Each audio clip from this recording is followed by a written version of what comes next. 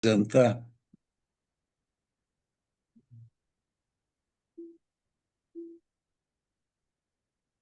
ele não tem a ver exatamente com o que vocês aí na escola falam, porque essa minha entrada no Amor Cortês foi quando eu estava escrevendo o Freud e o Machado de Assis, né? Que eu me enveredei, nem me lembro mais por quê, por essa questão do amor cortês. E essa questão do amor cortês é uma coisa, vamos dizer assim, muito interessante. Até porque, ainda hoje, né, eu usava para estudar todos aqueles medievalistas franceses, né? O, o Duby, o Paris, que é o Paris, né, que é o nome dele, Bruno Paris, né, o Fleury, tem outro Pastoriot, então, todos eles encaram o amor cortês de uma forma diferente um pouco dessa que se coloca aí na escola e nos textos do Seminário 7 e do Seminário 20, né? Então, eu vou apresentar o que eu entendo de amor cortês e como eu abordei sempre essa questão. É, O amor cortês, na verdade, ele não tinha, quando começou, ele não tinha esse nome. Quem deu esse nome de amor cortês foi o Bruno Parry, né, em 39, por aí ele nasceu, viveu até 1903. Então, essa é a época dele aí. Em 83 é que ele trouxe essa questão do amor cortês. E apenas para introduzir, depois eu vou fazer uma citação do Freud e uma do Bakhtin, né? Mas só para abrir assim, né? Diz ele sobre o que era o amante do amor cortês. Então, diz ele, o amante, que seria, no caso, o idealizador, ele aceita a independência de sua senhora e tenta fazer de si próprio merecedor dela, agindo de forma corajosa e honrada, nobre, e fazendo qualquer coisa que ela deseje.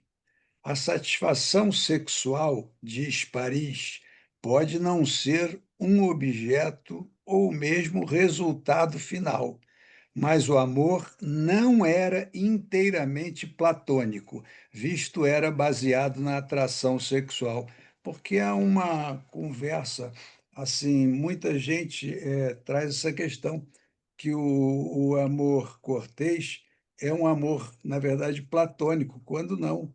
É, eu não vou me adiantar, mas quando não, ele tem como finalidade a prática sexual.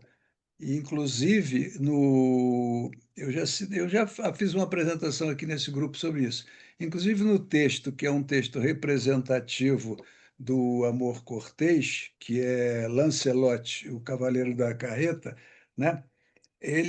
O Christian Thois, que é quem escreveu a obra, ele coloca, como eu já mostrei aqui, já li até, toda a relação sexual de Guinevere com Lancelot, né? Lancelot rompe as grades e tal, depois tem o sangue na cama por causa do queu, e ela diz que não, que foi o nariz dela, tá bom, isso não vem muito ao caso. Mas ele não é um amor platônico. Bom, aí eu iria puxar o assunto por uma outra vertente, né? Como eu disse, o amor cortês foi o Gaston Paris que inventou, mas ele era conhecido na época como bon amour, vrai amour e fin amour, né? Era essa a ideia. Eu apenas vou começar aqui puxando um assunto da seguinte forma. Eu, quando escrevia, eu gostava muito do Mikhail Bakhtin, né? Que tem aquela obra Estética da Criação Verbal, né? E ele, então, ele vai fazer um comentário, né? Da seguinte forma, eu vou ler aqui uns trechos dele. Dois sistemas de leis regem a obra de arte: as leis do herói e as leis do autor, as do conteúdo e as da forma, quer dizer, a do herói, a do conteúdo. e a do autor, as da forma. E ele vai dizer: o herói, ele não pode ser criado do começo até o fim a partir de elementos puramente estéticos. Não se pode fazer um herói. Ele não seria vivo, não seria sentido, né, em seu significado puramente estético. O autor não pode inventar um herói desprovido de qualquer autonomia com relação ao ato criador que lhe dá validação e forma. O autor-artista encontra seu herói pré-existente, já dado independentemente de seu ato criador, puramente artístico, e ele não pode parir um herói, porque seria pouco convincente. E aí a gente poderia ir para duas posições assim que são muito interessantes, que foram até muito trabalhadas pelo Horus Vital Brasil, que era o conceito de personagem permanente, né?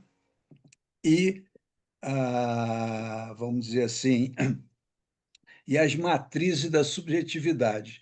Quer dizer, o personagem permanente seria aquele que pudesse, assim, condensar valores, ser representativo de formas de ser na cultura, que tivesse uma consistência importante.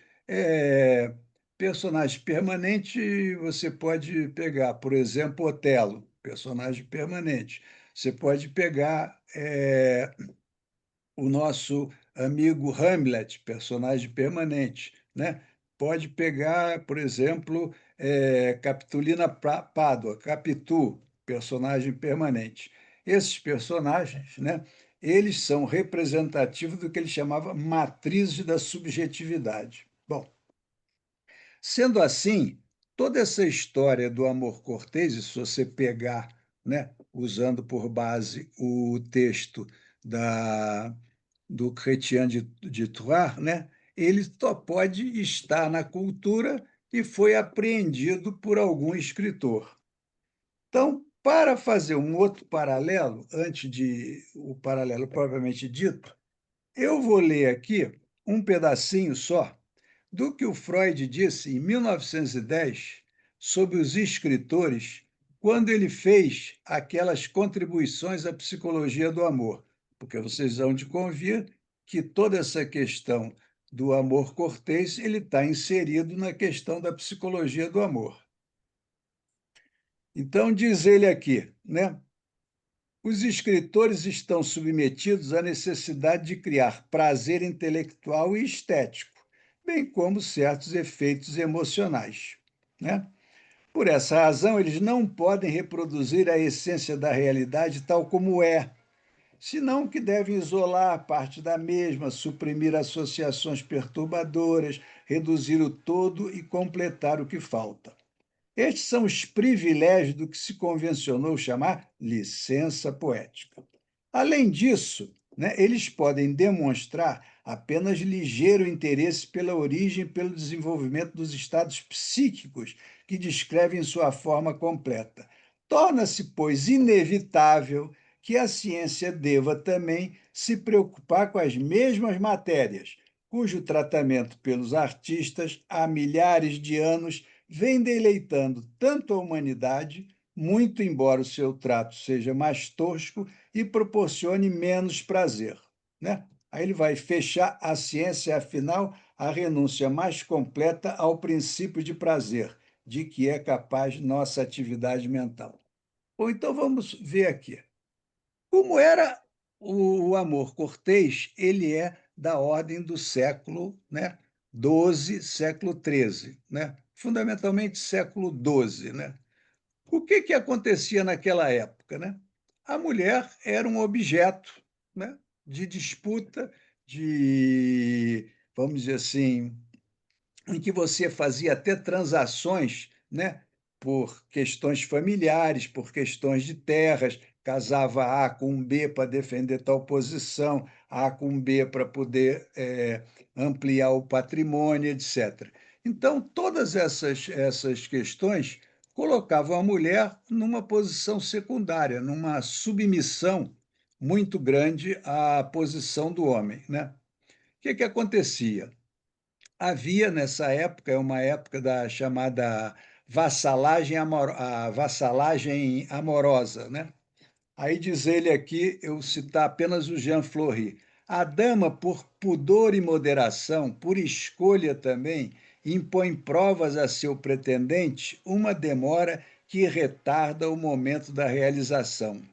Aí ele vai dizer: esse amor adúltero não é de forma alguma platônico.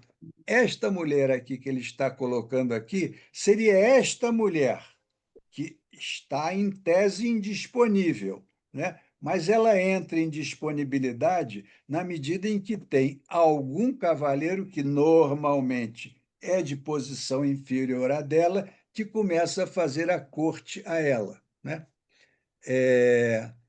Apenas para citar assim, que eu acho que vocês, se quiserem estudar o tema, devem ler, o famoso e conhecido, não sei se conhecido por todos, dessa obra aqui, que chama-se O Tratado do Amor Cortês, do André Capelão, que era o André Capelanos, né?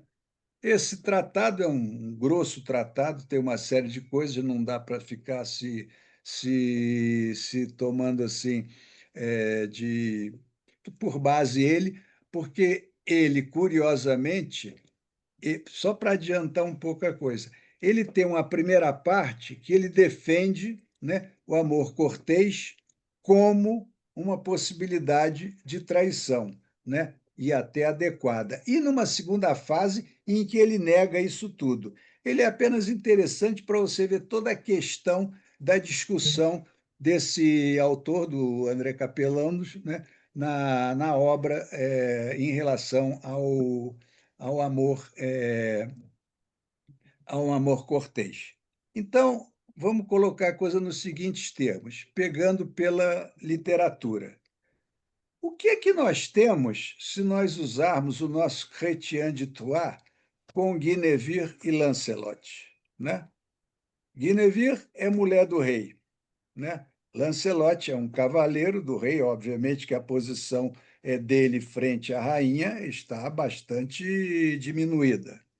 Agora vamos ver aqui o que diz o nosso amigo Freud com a escolha de objeto dos homens, né?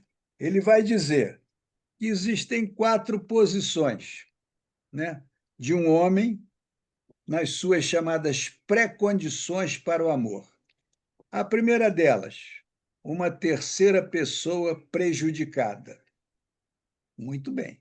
Vocês hão de convir que se, né, o indivíduo quer ter a rainha como amante ou como namorada, que nome queiram dar, ele está, em tese, como diz o Freud, prejudicado. Quem é? Seria o rei, seria Arthur. Estamos, então, dentro, no século XI, XII, XIII, vamos dizer assim, aqui no caso XII, no século XII, mostrando uma posição que, em 1910, o Freud trouxe, a repetição de uma matriz da subjetividade. Então, vejam só, você pode pegar outra situação mais moderna, terceira pessoa prejudicada. Qualquer eu escolhi aqui, para usar a literatura, eu escolhi aqui 10 mulheres que são significativas na nossa cultura como referências de mulheres que traíram. Então, vejam só. Uma conhecidíssima, que todos conhecem, Madame Bovary. Outra que está no tema da traição, apesar de não ter traído, Desdémona. Outra que tem a dúvida, Capitu Pádua, né? Ou Capitolina Pádua, vulgo Capitu. Outra, Manon Lescaut. Outra, né? Marguerite Gautier, não sei se vocês se lembram, que é a Dama das Camélias, né? Com Armando Durval, né? Outra, a mãe do Hamlet, Gertrude. Outra, de Isolda. Outra, Eugênia, para usar duas do Machado de Assis, Eugênia de Confissões de uma Viúva Moça e Valéria, né, esposa de Damião Lobo Neves. Bom, então essas três situações aqui, essas 10 mulheres aqui, elas estão, ao longo da história, nesta mesma posição frente à questão do terceiro prejudicado. Elas são mulheres desejáveis e queridas e interessantes para outros homens. Então, nós temos a mesma posição lá que você pode ter lá no século XII, você tem aqui no século XVIII, XIX, a mesma posição. Outra que nós podemos também colocar no mesmo diapasão, o chamado, né, na literatura tem escrito, o Freud mesmo coloca isso, mas ele mesmo diz que isso não é uma boa tradução, né? Seria o amor à prostituta, mas não seria a prostituta, seria uma mulher mais livre, mais passível de encontros amorosos, não seria essa posição de prostituída que entraria a questão comercial e não ficaria bom. Ela difere da mulher casta, porque a mulher casta não é muito desejável pelo homem. O homem se excita mais, né, com uma mulher com uma vida mais livre, mais liberada, do que com uma posição de uma mulher retilínea, né? E ele vai dizer que isso aí é uma situação que, curiosamente, o homem fica muito mais vezes, né, com ciúme de um hipotético concorrente do que com ciúme do marido. Não, não há o ciúme do marido. Apenas para valorizar um pouco, outra posição que ele diz, né? O amor da mulher que é sedutora, né? Essas grandes mulheres que têm vários homens interessados por ela, né? E que, na verdade, a fidelidade não é da mulher em relação ao homem, é o homem em relação à mulher, que, idealizando aquela mulher, não pensa noutra possibilidade, somente aquela. É a terceira pré-condição citada pelo Freud, né? E que tem a mesma. Nós podemos dar o mesmo exemplo aqui para a seguinte, que é o de salvar a amada, que é Manon Lescaut. Se vocês se lembram de Manon Lescaut começa, né, com o Degré atrás de um carro de presos em que ela está presa, né? Por problemas lá de bagunça, de moral, etc., não importa, ela está presa e ele está atrás do carro seguindo ela porque ela foi presa, né? Esse é o caso que o Freud usa, né, de salvar a mulher, né? Que é a mesma coisa que no anterior, porque Manon Degré fica sempre atrás dela e ela sempre traindo ele. Ele não trai ela com ninguém, mas ela vai traindo ele na sequência das obras, né?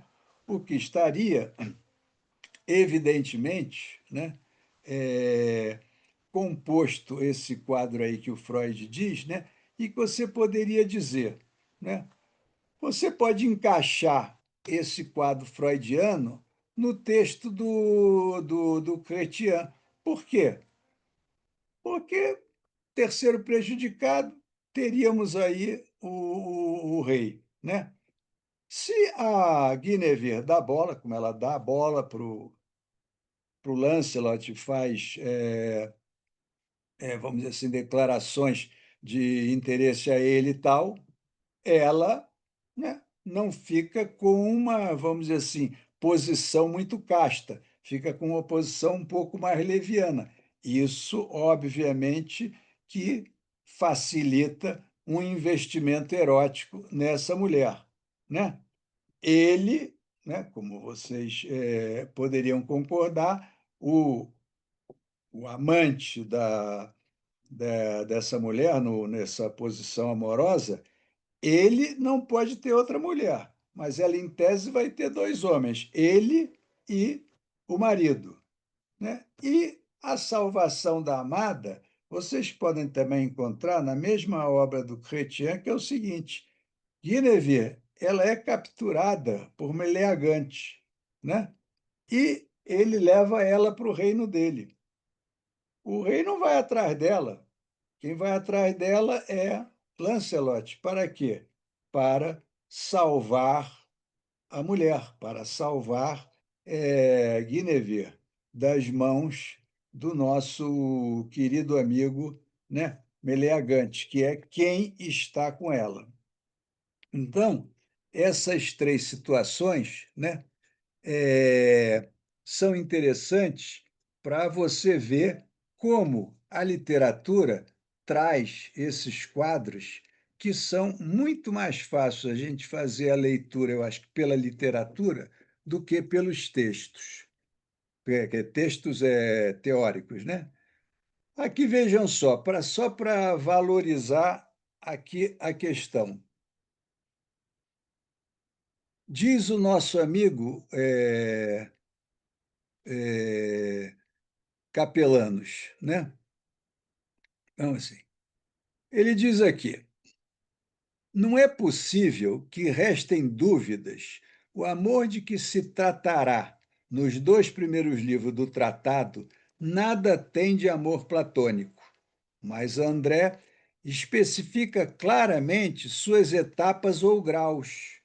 O primeiro grau consiste em dar esperanças, o segundo, na oferta do beijo, o terceiro, na fruição dos abraços mais íntimos, o quarto, na entrega integral da pessoa. Então, essa história, né, que o romance dessa época que Cortês ele não entrava na questão erótica, é exatamente ao contrário, pelo menos na primeira posição do nosso amigo André Capelanos. Inclusive, ele vai dizer o seguinte, que existiriam dois tipos de amor, o amor puros e o amor mistos. O amor puro seria esse amor, sim, sem atividade sexual, e o amor misto, esse não, seria o amor que ele poderia dizer que seria esse vrai amour, bon amour, que ficou em português e na atualidade como o amor cortês. Aí ele vai dizer: o amor puro de André Capelão é bem um amor carnal, que se abstém da recompensa suprema, a união sexual. Quanto ao amor mistos, realiza-se em todos os prazeres da carne e tem seu ponto culminante no último ato, obra de Vênus. Quer dizer, ele faz uma distinção, como eu expliquei, entre o amor puro e o amor misto. Não é. Então, só para desmontar essa ideia, né, de que o chamado amor cortês é o amor sem atividade sexual, quando não é isso. Todo o tratado, né, do amor cortês, ele, na verdade, visa o encontro com a amada na atividade sexual, né? Ele vai fazer várias colocações a respeito dessa questão, que eu não vou aqui ficar explicando muito, né? Para deixar depois vocês falarem o que quiserem aí. Ele vai tratar aqui, eu queria ver se acha aqui o pedaço que é muito interessante do, da colocação dele, porque está aqui.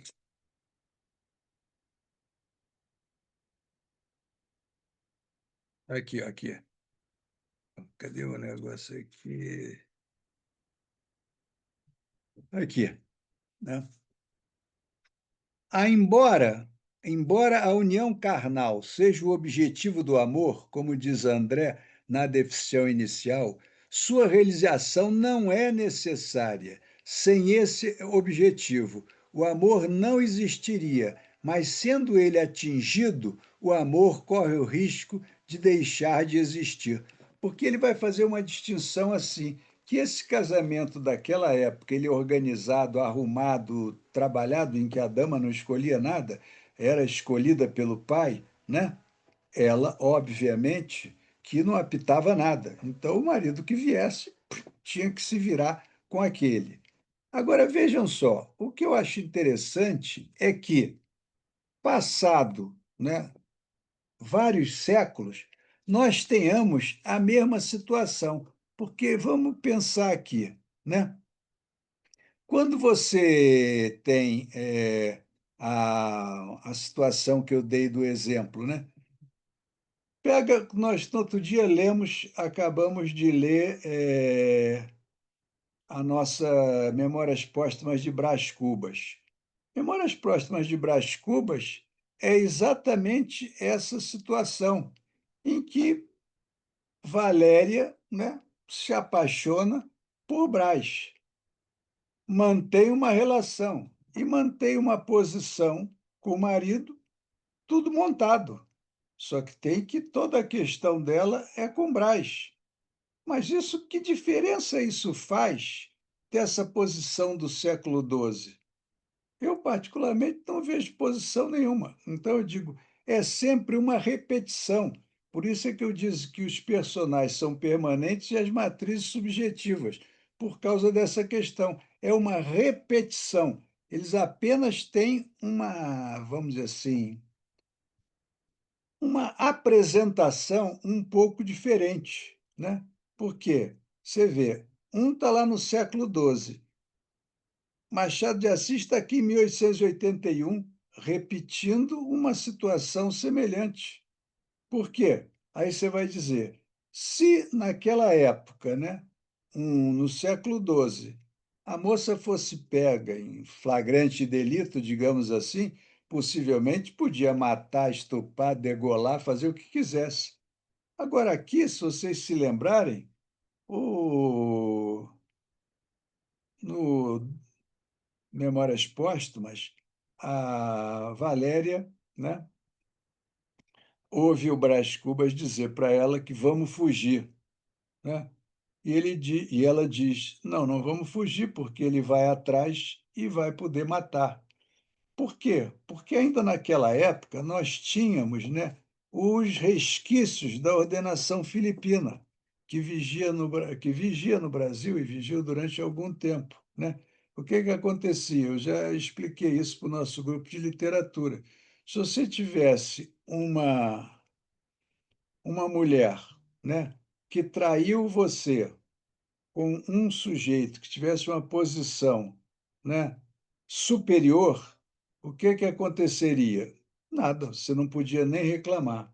Se o sujeito tivesse uma posição semelhante à dele, ele poderia reclamar.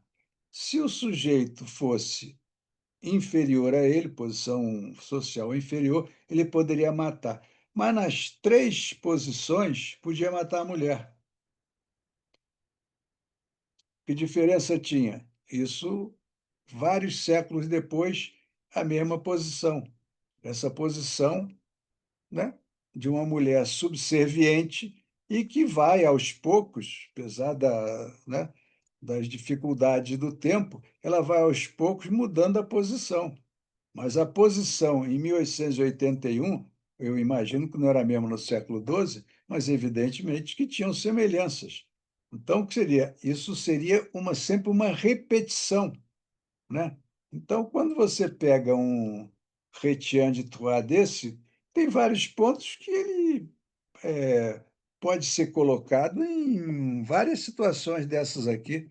Dama das Camélias. Dama das Camélias, a Marguerite Gautier era uma prostituta, né? Cai lá no Freud. Amor à prostituta. O Armando Duval fica totalmente apaixonado por ela, né? Manon Lescaut nem se fala. Agora, Manon Lescaut ganhou grande notoriedade porque a obra não. Depois que o Puccini fez a ópera, aquilo ficou, e é muito bonita a ópera, né? O texto não é tão interessante assim, mas a ópera é uma beleza, né? Ô, João, tu quer perguntar alguma coisa aí? Fala aí. Luiz, A você estava senhora... falando, estava pensando numa questão aqui, que o Harold Bloom fala que o Shakespeare inventou a subjetividade, né? Mas se a gente lê a obra mesmo do Harold Bloom, ele não vai colocar aquilo como algo concorrencial com Descartes, né? Nem com Freud Bom, é só um depois. parênteses, hein? Eu tenho vários problemas com o Harry de Blom, mas tudo Ah, eu bem, sei. vários. Mas tudo bem, o que eu quero colocar não é o foco nele. Mas assim, se a gente pensar, você estava mencionando uma questão, me remeteu a um ponto. Se a gente pensar, o romance de cavalaria, você acha que de alguma forma ele inaugura também um padrão normativo, ou colabora na criação do padrão normativo, da gente pensar, por exemplo, fidelidade, virgindade? Você acha que isso culturalmente, socioculturalmente, teve um, uma resplandecência, teve uma atuação? O que você pensa sobre isso? Olha, o que acontece é o seguinte, isso era um sistema, né, que as famílias, evidentemente, de posses que tinham recursos, né, faziam. Como é que era a sequência, né? Você começava numa família como pai, vamos dizer que fosse você. Nasceu você lá, João, tal, nasceu. João vai ter que passar um período, a começar dos 7 anos até os 14, mais ou menos, como pajem, aprender a servir. Era a primeira providência, aprender, assim que estabelecia a vida de um nobre, aprender a servir. Depois ele passava dos 14 até os 21 como escudeiro. Aprendia a servir, ficava mais com as mulheres, com as damas e tal. Depois ele passava só para uma atividade de homens, ser escudeiro. Vai servir um cavaleiro, quer dizer, vai ter que começar a aprender a lutar. Havia aquelas escolas para escudeiro, que a espada era de madeira, pau para cá, pau para lá. Ele vai se virando ali, aprendendo a manejar as armas, e ele vai ser designado para um cavaleiro, que vai então levar ele a esse ponto até os 21 anos. E aos 21 anos, então, ele, num ritual da época, ele é armado cavaleiro. Ele passa a noite com o escudo, as espadas, todo um ritual. Aí depende do grupo, como é que era, etc. Faz todo um ritual para ele passar essa posição de cavaleiro, né? Aí é evidente que tinham vários códigos de conduta, né? Não pode isso, não pode aquilo outro, tem que fazer assim, tem que fazer assado, vamos dizer assim, como em todos os exércitos, o cavaleiro normalmente ele era criado para defender o feudo, o espaço, vamos dizer assim, o país, né? Então ele era preparado para aquilo. E aquilo você tornava, né, um exército de cavaleiros. Agora, tinha todas aquelas distrações da época, aquelas liças de cavaleiro, disputas, os melhores, os maiores, né? A famosa história dos Cavaleiros da Távola Redonda, na verdade, isso. Eram uns homens eleitos como se fossem, vamos dizer assim, mais valorizados, e essa valorização você ganhava no campo de batalha, né? Evidentemente que a mortandade era enorme, porque não havia penicilina, então qualquer ferimento mais grave você ia morrer de infecção, né? Então era uma situação muito grande. E o que é que se fazia? Tinha essa história das homenagens às mulheres, né? Uma mulher se encantava por você, não era também porque você só seduzia ela com palavras, era o quanto você era melhor ou pior cavaleiro, né? Uhum, Era um status, né, que você recebia de quem você está, porque aquilo tudo tinha uma divisão, né? Tinha o rei, mas tinha os feudos, a B, os condados, os baronetes, tinha todo um ritual, quer dizer, pegando a cavalaria, que vem um pouco desse da Bretanha e da França, né? Que eram os espaços que mais têm textos falando sobre isso. Depois tem também a Alemanha, que é já um pouco depois, mas todos esses espaços eles foram muito, vamos dizer assim, disputados, até porque viviam em confrontos, né? E se usava também as mulheres para fazer acordo, né? Eu tenho um reino, você tem um reino, nós ficamos ameaçados, então vamos fazer a minha filha casa com teu filho. E a gente então cria um pacto de, vamos dizer assim, de fazer uma unidade para melhorar a nossa posição frente ao outro grupo que possa querer tomar as nossas terras. Na verdade, tem toda essa sequência, é uma formação, digamos assim, da época de um homem, né? Pajem, e a mesma coisa eram as mulheres eram um pouco diferentes, né? Elas eram ensinadas a servir e trabalhar em costuras e essas coisas, era assim. Mas o fundamental era a questão dos homens, porque tinham que defender o espaço, né? Agora, o Regis Blum tem umas coisas que eu particularmente discordo dele, mas não vem ao caso aqui.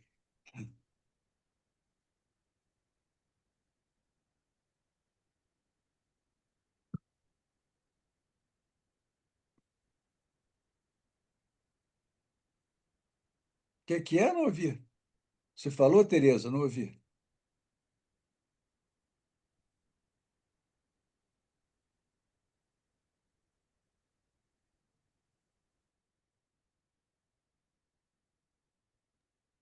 Bom, se vocês querem que diga mais alguma coisa, eu posso até dizer, né? O, essa uma obra de arte, né? Ela ganha uma repercussão maior, e aí depende dos personagens e tal, mas não é exatamente, né? A qualidade de uma obra de arte ela é maior ou menor, né? Na medida em que o personagem, né, se aproxime o mais possível de um exemplo consistente inserido num grupo social, né? Isso é que dá um contexto maior a uma obra de arte. Quanto mais ele puder ser representativo dessas chamadas matrizes da subjetividade, né, mais a obra ganha em relevo, né? Todas essas grandes obras ganharam relevo porque você vê, né, vocês devem se lembrar disso, uma obra, muitas vezes as pessoas não sabem o nome da obra, mas sabem quem é o personagem, né? O personagem, às vezes, ele ganha uma tal notoriedade que ele ultrapassa até a obra. Você não sabe, né? É, muitas vezes, né, o pessoal fala de textos, né, e não sabe, às vezes, nem quem é o autor. Né? É a mesma coisa, eu dou um exemplo. Eu tenho um exemplo, né, até dou, me lembro, já dei várias vezes esse exemplo. Vejam só, vou fazer a pergunta aqui. Quem escreveu Dom Juan? Tasso de Molina. Ah, sabida. Mas não é Tarso, é Tirso. Tirso de Molina. Mas deixa eu falar, por quê? Agora, Você só um detalhe, peraí, só deixa eu terminar. Muitos vão responder que é o Molière. Não é porque o Molière fez um. Mas Tirso de Molina é o nome fantasia, né? Ele era um frei mercedário, Gabriel Teles. Aham. Agora, Esse é o autor de Dom Juan. Mas, como eu digo, o personagem engoliu a obra. o que eu acho importante, porque você fica falando de uma nobreza, mas a importância, quando a gente sabia que o povo vivia de uma forma muito diferente e numericamente maior. Agora, o que é importante, porque esse modelo do amor cortês é o modelo do Ocidente. Então, esse triângulo, essas questões amorosas, né, de traição do terceiro, né, isso é Terceiro o modelo prejudicado. que o Denis de Rougemont, que eu até já trabalhei na última ciranda, ele pega isso e ele pega Tristão e Isolda, principalmente, como modelo de amor existente, né, no Ocidente. Que é traição também. É a traição, que sempre é o proibido, o desejado, né? É esse terceiro que entra na relação. É. Que Né? Tristão e Isolda, ele tem um. Até normalmente, quando se cita o Dom, esse aí, o Chrétien de Troyes com Lancelot, se cita também o Tristão e Isolda, que é da mesma época. Sim, sim. Mas a né? importância disso, da gente estar falando aqui hoje, é por ser o nosso modelo ainda, como você fala do Machado e eu falo de hoje, né? Do século XXI, o que a gente está vivendo aí, né?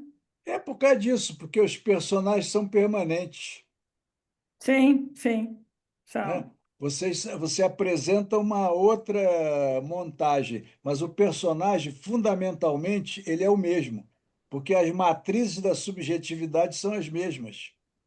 É, Você não vai é, acabar em hora nenhuma do mundo com o ciúme. sim, Não tem como. Como é que vamos acabar? Com a competição entre os homens. Tem entre os homens e entre as mulheres. A dos homens é mais declarada, né? O Freud, eu sempre cito, lembre-se do protesto viril do Freud. sim. O homem se exibe para outro homem. É, a gente sabe A disso. E a mulher, fantasia é ficar submisso não à mulher, a um outro homem. é, a competição é entre eles, né? Exatamente, é o que Freud chamou esse protesto viril, essa competição entre homens. E que eu já dei esse exemplo várias vezes. É só jogar futebol, participar de um esporte desse coletivo que tenha homens, aí você entende perfeitamente o fenômeno. Sim. Hum.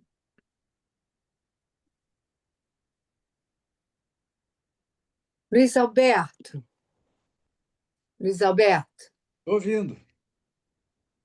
quando você escolheu falar sobre o amor cortês, o que exatamente você pretendeu, né, trazer com os exemplos que você está trazendo? Deixa eu explicar melhor.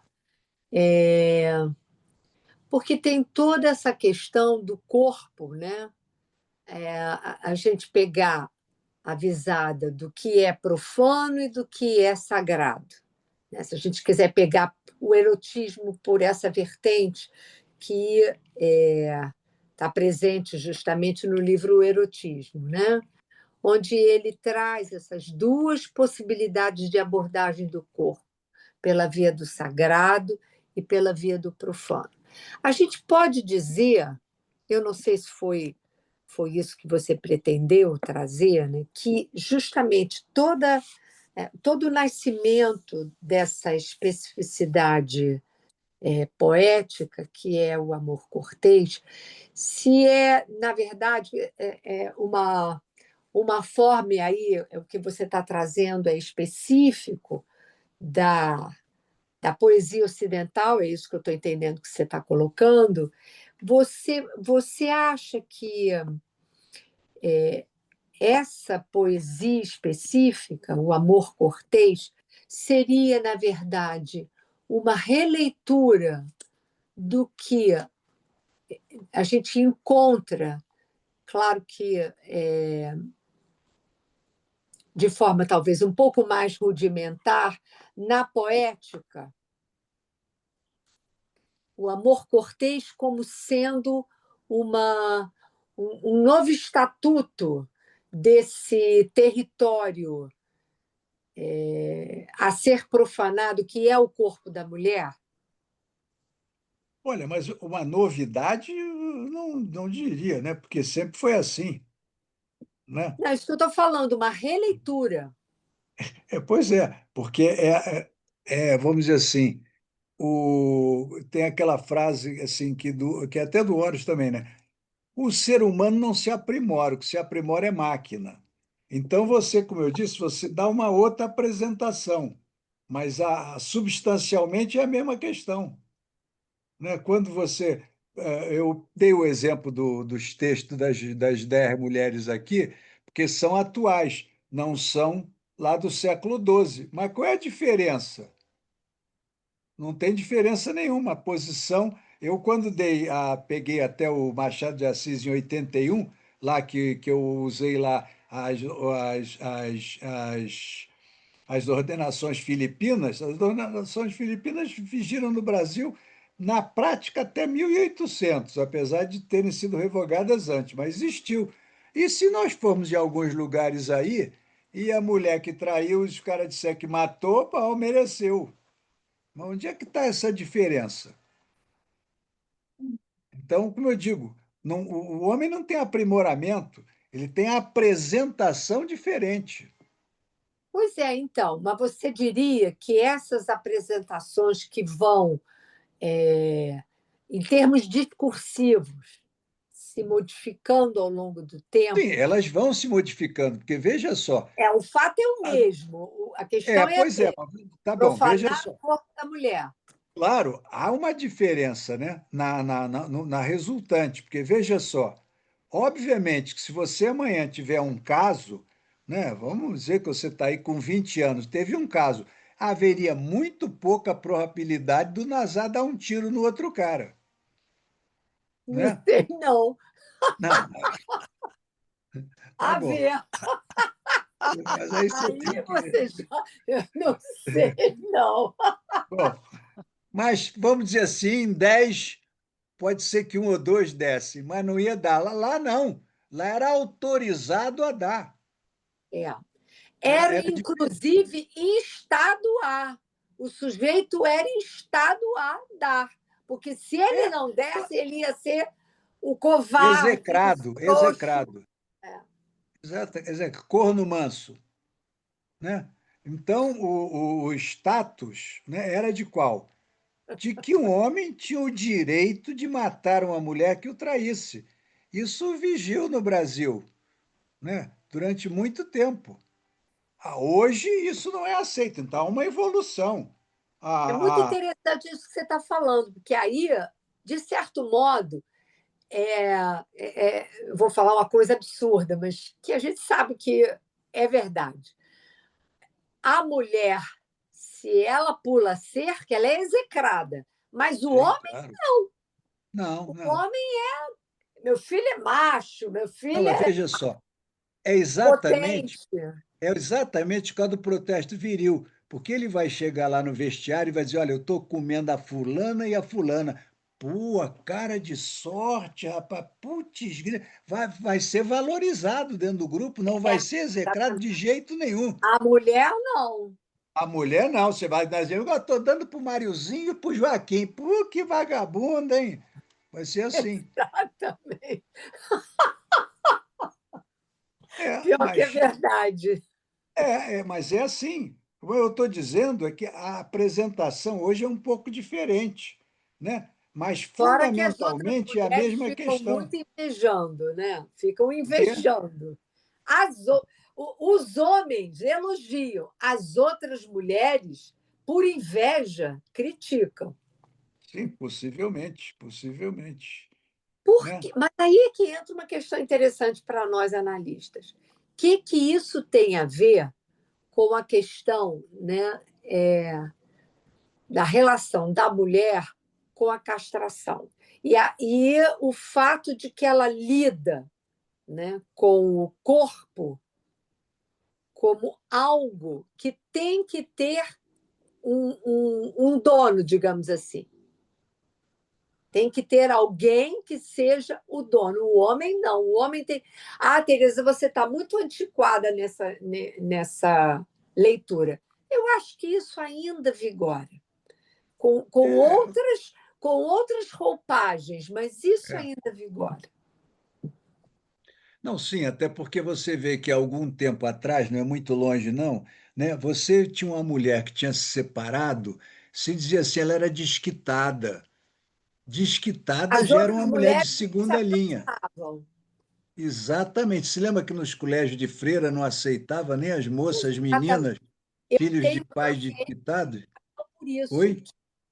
Uma paciente minha, os pais se separaram, e ela já é bem mais velha, os pais se separaram e ela teve que sair do colégio. 2 vezes ela teve que mudar de colégio, porque as mães das outras meninas não deixavam mais É, ela estar com as meninas, Mas, brincar. gente, isso tem Porque ela era 40, 50 anos. Hoje em dia, isso não, que eu né? estou falando, Ah, Cecília. tá. Estou falando de uma paciente mais velha. Tá bom, porque eu tive uma colega que teve que sair do colégio porque os pais se Isso que eu estou desquitaram. falando, isso que eu Tá, estou mas falando. hoje em É, dia, mas, falando Mas mas, já disso, estava no não. século XX, né? Já É. estava no mas tem século um XX, não está no movimento, 12, não.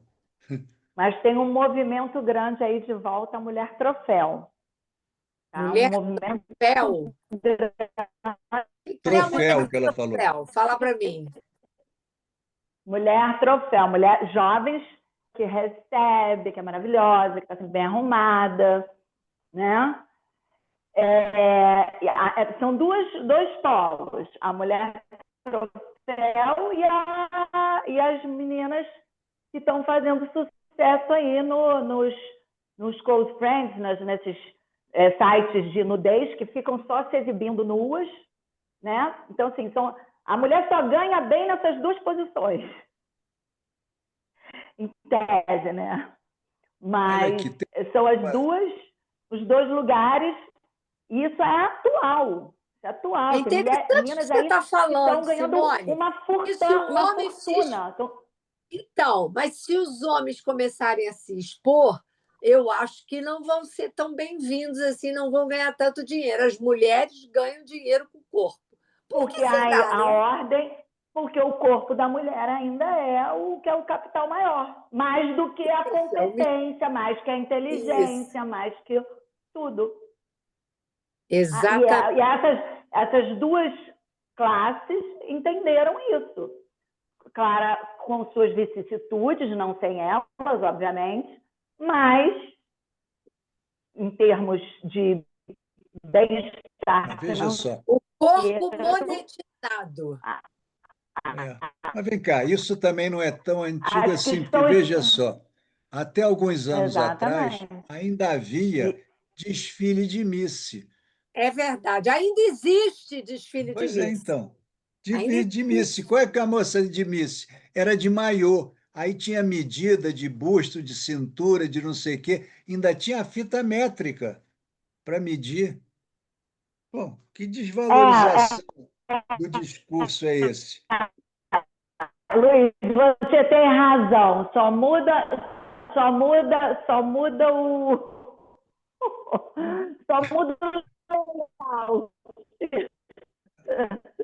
a Mas repetição é a mesma. Mas esse tem uma. discurso está forte ainda. Xingando as feministas, que elas foram queimar sutiã, que agora Olha, a gente tem você. que trabalhar, tem que cuidar de filho, tem que sair. Que bom era antes. Mas vejam só, até bem pouco tempo atrás, né, vocês vejam, havia essa questão entre os homens de quantas mulheres pegou na vida, né? Agora, isso é o quê? Isso é lá de 1600 de Dom Juan, que tinha a lista, né? Dom Miller, Juan não tem uma lista? Tem uma lista. A lista do Tirso de Molina não é tão grande, mas depois o da Ponte fez lá, quando fez lá com com o Mozart, se não me engano, não. Não estou me lembrando agora qual dos dois que ele fez, mas não importa. O da Ponte, quem escreveu foi o da Ponte. O da Ponte, quando fez, botou mais de 2.000 mulheres. 1003. 1.003, aí então. A Emília se lembrou. 1003. 1.003. Então você vê. É, Como é que é 1003. isso? Que é isso é exibição, não é para mulheres, isso é exibição de homem para homem. Quantas mulheres você comeu? 200. Ih, eu comi 1.000. Ah, que coisa! Ah, só falta você mandar fazer uma estátua, né? Se é a mesma coisa que eu digo, às vezes eu vou dizer, meio aqui só tem moças, mas eu vou dizer tamanho de pau. Aí o cara diz, mas e por que não sei o que? Eu digo, porque não é para usar, é para mostrar. É para mostrar para os outros homens. É. Não é para usar, nem para mostrar para a moça, é para mostrar para os outros homens, até para mostrar para a moça, mas isso não tem importância. Não dá ibope o que dá para os outros homens, né? Agora, isso são as questões narcísicas aí do ser humano, por que somos assim? Sei lá, né? Mas é assim, né? É assim. Mas a cultura agindo, né? De certa forma. É a cultura agindo, né? No outro dia eu até perguntei, ninguém me respondeu. Perguntei, vem cá, quem escreveu Manon Lescaut foi o Abade Prévost. Ele é parente do Papa? Uhum. É. Que teve ideia de escrever Manon Lescaut, é parente do Papa. Também não tem importância nenhuma se for ou não for, mas só curiosidade que é engraçado, né? Ter o mesmo nome, escrever um livro daqueles e o Papa ter o mesmo nome que o cara que escreveu o livro, né? O mesmo sobrenome. Mas é interessante. Uhum. Mas aí, Tereza, somos os mesmos, apenas apresentamos-nos de formas diferentes. É. É. Ok. Muito bom. Espero que tenha aí atendido um pouco aí a vocês, Sim. né? Com essas elucubrações, né, literárias. Eu estava aqui com o livro aberto, um livro muito bacana, que fala exatamente sobre a questão do amor cortês e fala do Boccaccio. Traz Sem outro. muito, muito interessante. Ele fala, tem um capítulo que é exatamente o que eu estava falando antes, o amor sacro e amor profano, agora que eu cheguei aqui. E ele fala da pastorinha mulher angelical e trabalha todas essas possibilidades de abordagem do amor cortês. É esse livro aqui que eu amo de paixão, do Humberto Eco, História da Beleza. É magnífico esse livro, magnífico. Além de ser muito bonito o livro em si. A ilustração é linda, né, Tereza? É maravilhoso. Tem esse, tem o História da Feiura, que é mais bacana ainda. Não, da história da feiura eu tenho, Feiura. é. É muito legal, muito interessante. Mas Tem é muita feio coisa. também, né? Oi? É feio também. Não, mas é interessante. Aí ele fala, né, da questão dos amores impossíveis, do Geoffrey Rudel, né, do século XIII. Gente, tem muita coisa para a gente estudar sobre o corpo. Né? Muito bom, Luiz, gostei. Obrigado. Beijo, Tchau, pessoal. menina. Tchau. Beijo, tchau. Beijo, obrigada. Boa noite. Tchau, boa noite. Boa noite. Boa noite, obrigada. Oi, boa noite, tchau.